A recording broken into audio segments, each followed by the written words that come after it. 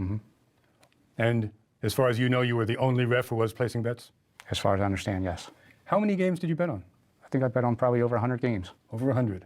And how many of those were you reffing yourself? A lot.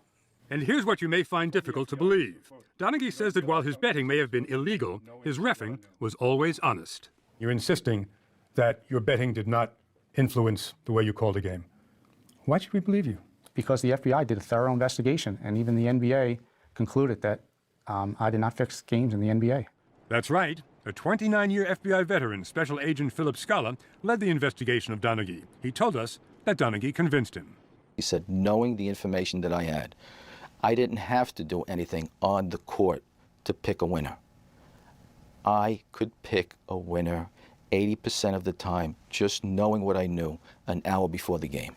And watching the tapes, we could see that there was never something outlandish where you could see he called a foul or he omitted a foul because he wanted to see certain team win. We never saw that. The NBA's investigation came to the same surprising conclusion. Quote, "It seems plausible to us that Donaghy may not have manipulated games. We are unable to contradict the government's conclusion."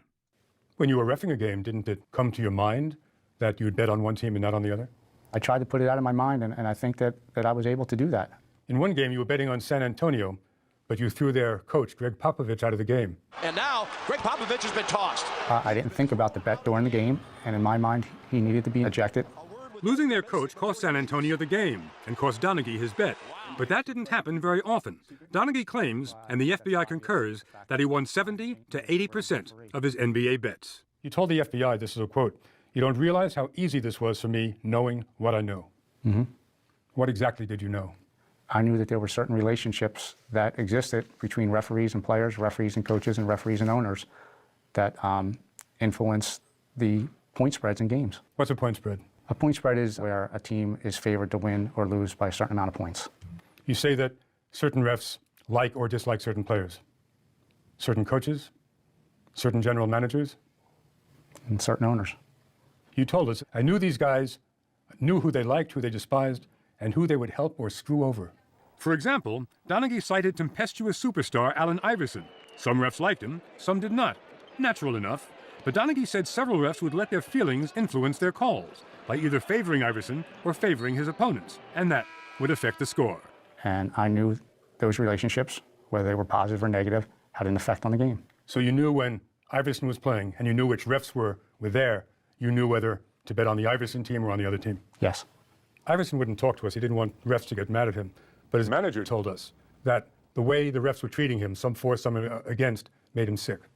I do believe Allen Iverson knew this, and I believe all the players know this, that certain referees treat them much better than others. Donaghy told us that 2 years ago, Iverson had incurred the wrath of the refs. He had threatened one of our officials, and the NBA fined him $25,000, and we felt as a group that he should have been suspended. And because he wasn't, we felt like we would teach him a lesson. During that time, you worked an Iverson game January 6, 2007, so you bet against Iverson's team. Correct. Because you knew that all the refs were gunning for him. This was openly discussed. Openly discussed. And I knew that the other two referees and I sought out to do a little justice of our own. The refs quickly called curious fouls on Iverson, including rarely called fouls for palming. And Iverson still upset about that palming call. They threw his game off, and his team lost.